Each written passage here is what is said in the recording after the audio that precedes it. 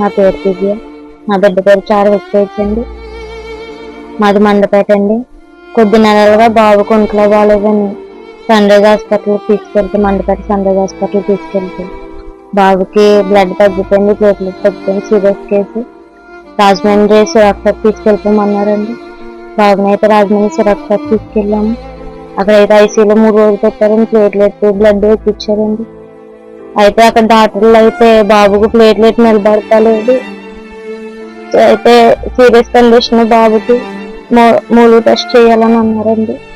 మూలు test అయితే చేయించామండి. రాజమండ్రి స్వతంత్రాకి వెళ్ళామండి.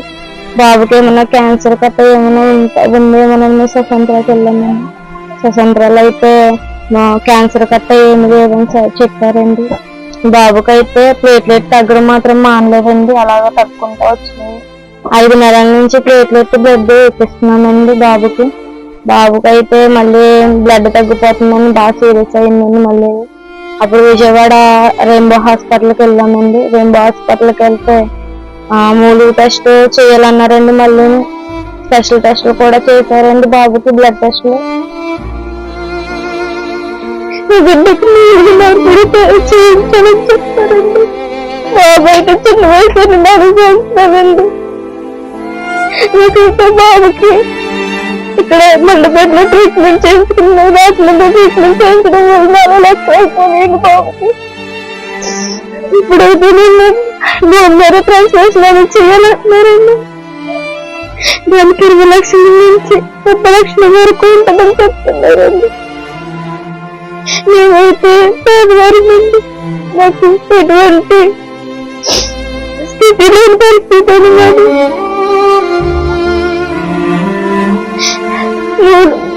బోల్నారా test అయితే విజయవాడలో కూడా చేరన్నారండి. హైదరాబాద్ కానీ చెన్నై కానీ బెంగళూరు కానీ తీసుకెళ్ళిపోవాలన్నారండి బాబుని. మా తల్లిదండ్రులు చేస్తానండి, కూలి పనికి ఇల్లు పని చేసుకునేవాళ్ళండి. మేము 2 లక్షలు అయితే బిడ్డను కొట్టుబెట్టలేని పరిస్థితి అండి. బిడ్డ చూస్తే చాలా పరిస్థితిలో ఉన్నాడండి. నా బిడ్డ కొరకు మీరందరూ సహాయం చేయండి. మేమైతే పేదవారమండి, మేమంతా ఖర్చు పెట్టే స్థితి మాకు లేదండి. ప్రతి ఒక్కరూ నాకు సహాయం చేయమని కోరుకుంటున్నానండి. మీకు తోచిన సహాయాన్ని చేసి నా బిడ్డను బతికించండి, నాకు బతికించి నేను కోరుకుంటున్నానండి.